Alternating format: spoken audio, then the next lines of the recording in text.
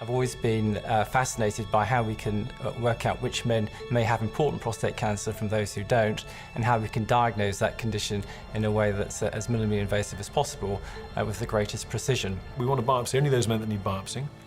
We want to reduce harm. We want to identify those men with significant disease that were previously and hitherto missed. And we want to apply rational, effective and efficient treatments to those that have disease. The whole prostate cancer diagnostic pathway is ripe for changing. We've done what we've done for 25 years. It misses 30% of cancers.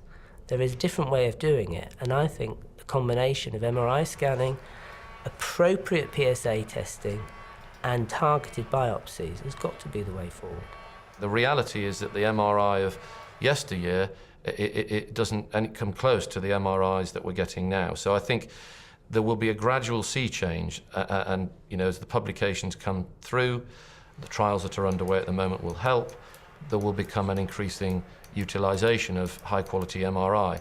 Obviously, we've seen with breast imaging, when ladies decided that having mammography, having MR and having biopsy was a good idea, that the facilities, the radiologists were made available. And it almost is like this is the man's turn, if you like.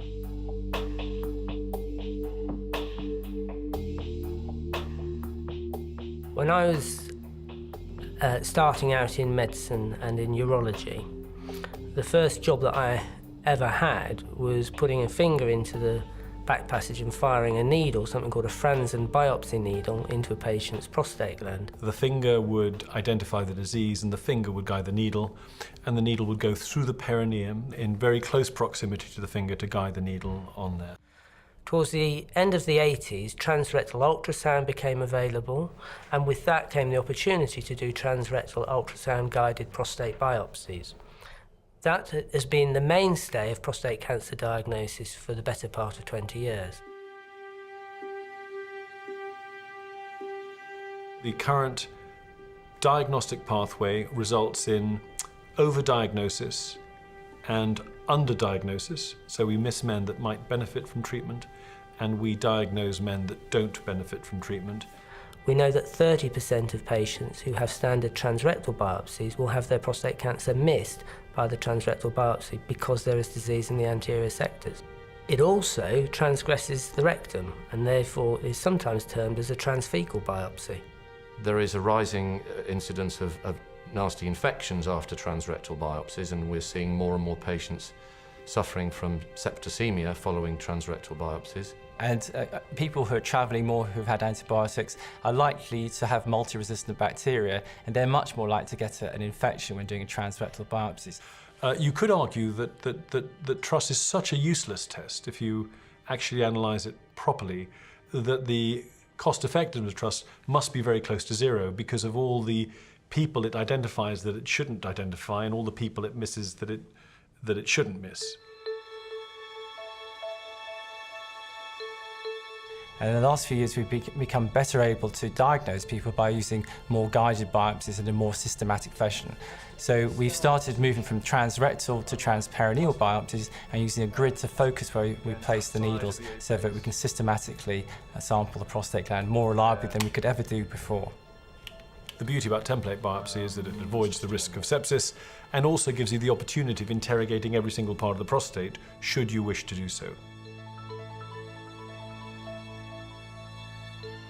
Certainly in my experience, the diagnostic accuracy or the pickup rate for transrectal biopsies is in the order of 35–40% on transrectal biopsy. It's in the order of 70% on transperineal mapping biopsies at 5mm intervals throughout the prostate gland. I cannot put a patient through a transrectal or a transfecal biopsy under local anaesthetic when I have very high pickup rates using transperineal biopsies. My positive pickup rate is over 66%. Now that's much better than I would expect from transrectal biopsy, so why would I offer them an inferior biopsy? If you expose a man to a 5mm sampling strategy and the biopsy is negative, you can tell him there's 98% chance that you don't have anything bigger than a 5mm cancer. Right? So you have this extraordinary precision to rule out an upper limit of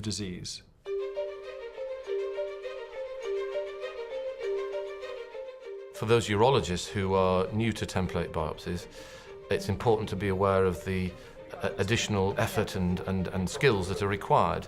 It's more labour intensive, it has to be done in the operating theatre rather than in an outpatient or endoscopy sort of environment. It's certainly a more comprehensive biopsy strategy which has to be employed under a general anaesthetic. It takes 30 to 40 minutes.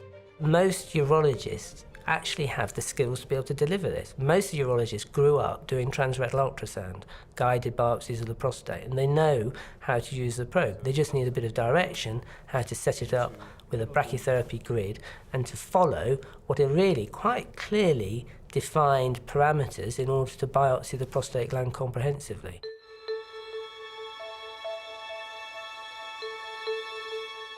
I think the big change has been the advent of MRI and its use in prostate imaging.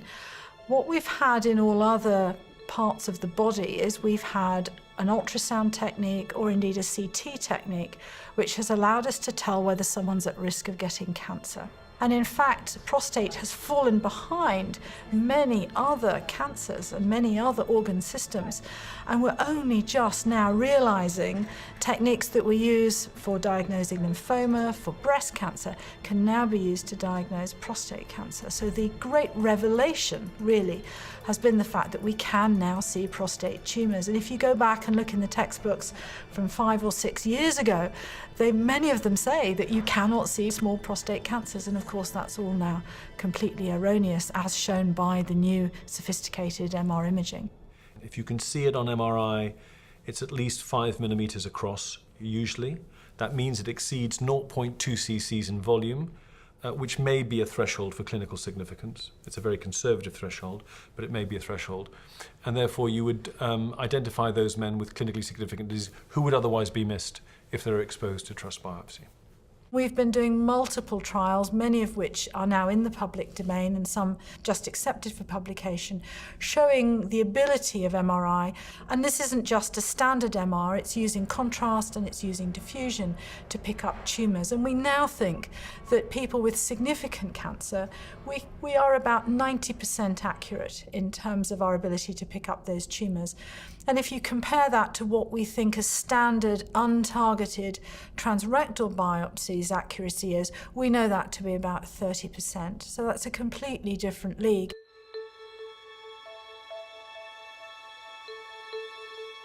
We perform the MRI of the prostate. We do it multiparametric, so the patient gets a T2, they get a diffusion, and they get a gadolinium-enhanced scan. We do it prior to biopsy. It would be silly, I think, to think that you can stick 12 or 14 needles in a prostate with all the consequent bleeding and infection, and then image and think that you're going to get something that you can see subtle lesions within. And therefore I think it is very important that we only try and do these very special diagnostics on prostates that are devoid of biopsy. What we then do is take a look at the lesions, and then we score them 1 to 5, 5 being we're certain there's cancer, 1 being that we're certain that there isn't, with the shades of grey in between. And we do that not only as a diagram, but also with annotated images. MRI reports have been very helpful for me in deciding when to biopsy and when not to biopsy. I do risk stratify my patients for finding cancer, and when an MRI comes back completely negative, it makes it very reassuring for me that that patient does not have important prostate cancer. And certainly the patients I followed up after that have never had any evidence that we've missed a cancer that would be relevant. I think as things move forwards, we will become less reliant on taking lots of samples, and we'll move towards targeted samples, targeting the area that's been identified on the MRI scan.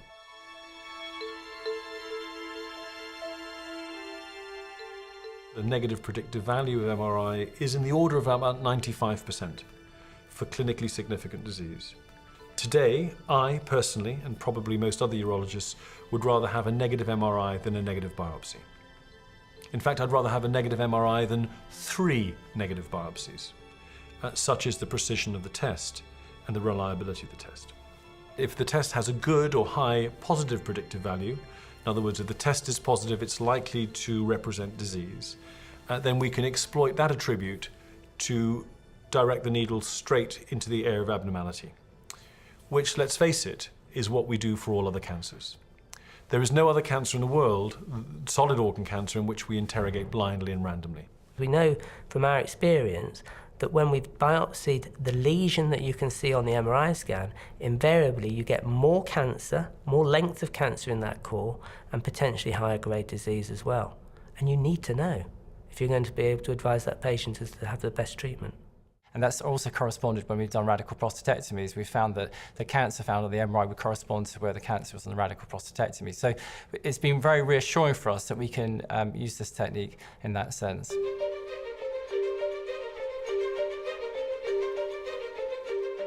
For 5 years now on the NHS, we have had access to MRIs on the patients, and we actually get them up on screen and we discuss these with the patients watching it. And the patients get it straight away. They can see what a prostate is, they can see what the cancer is, and then you have a rational discussion about whether to sample it or not, whether to survey it or not, whether to treat it or not.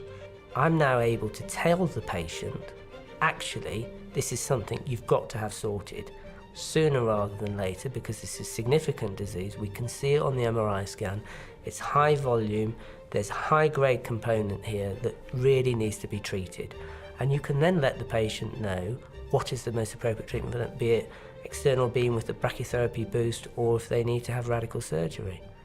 On the other hand though, if a patient doesn't really need radical surgery, they're often a lot more comfortable choosing active surveillance for a period of time because they know that their prostate gland has been comprehensively sampled. Once you start offering MRI, then you find that patients will start to not want a biopsy unless they've had imaging beforehand. So if you do offer MRI, it changes your pathway.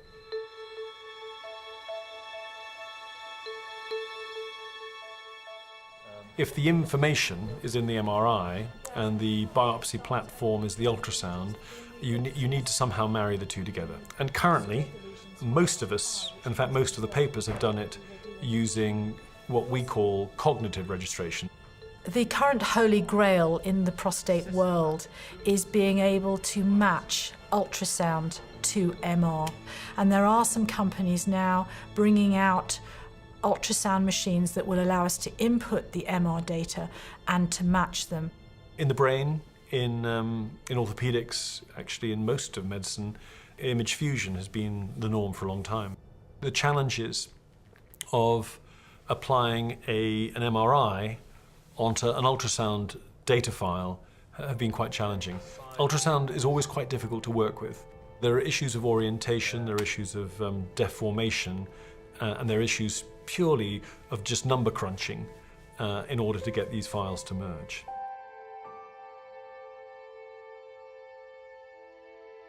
My vision of the future of prostate biopsies will be that one will take the biopsies probably in the MRI machine itself. You do an MRI, you identify a lesion, and then you focally destroy it.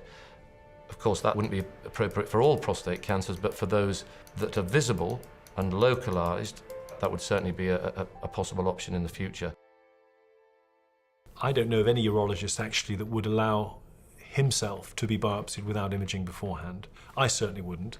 So I think it's almost become a moral ethical issue. It's very difficult for us when we have a technique that shows us prostate tumours and that we think is very helpful not only for telling somebody whether they're at risk of having significant prostate cancer or not, and that we know will guide their biopsies, that it is not universally available. I think the next step in MRI and possibly ultrasound derivatives is identifying a man at risk, whether it be by age, whether it be by family history, whether it be by raised PSA or some other biomarker, exposing that individual to a triage test, which will then inform you whether or not the man needs a biopsy, first of all. If the test is any good, we might avoid, through MRI, biopsies in 500,000 men per year in Europe alone.